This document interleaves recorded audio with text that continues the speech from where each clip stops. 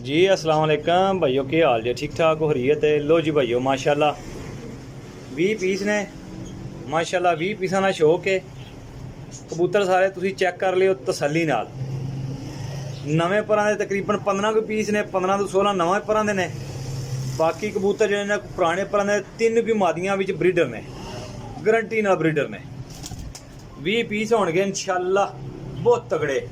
तसल्ली करो, number note करो 0307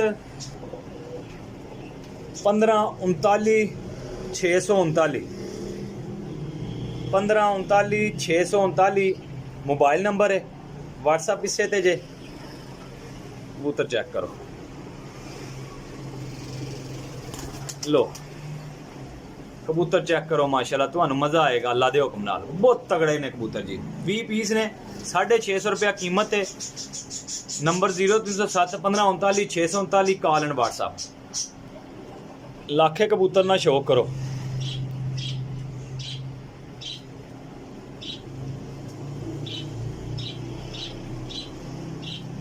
लो जी भाई,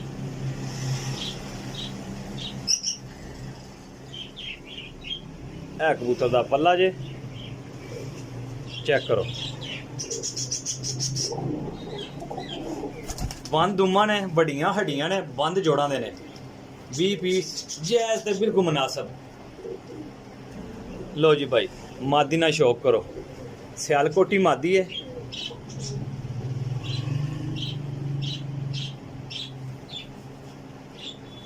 चेक करो जी।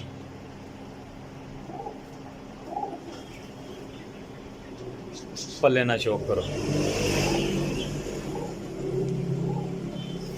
लो जी ना, माशाल्लाह जी।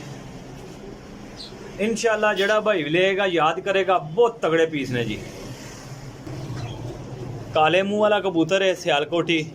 पर नायाब भी चीज़ है यार। 650 यकीन करो, जिन्ने दे कबूतर ने ना सारे ही एदी कल्ले दी कीमत माननी है।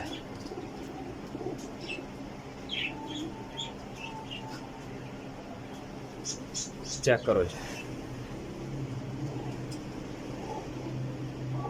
एफो जी चीज़ां कित्थों लभदियां? 15 के कबूतर ने भाई, जेड़े नवे परां विच ने। 5 को पीस हैं जे पुराने परां विच, लेकिन मनु इतना भी यकीन है कि वह इन्हां परां दे शाम तक खेडणगे।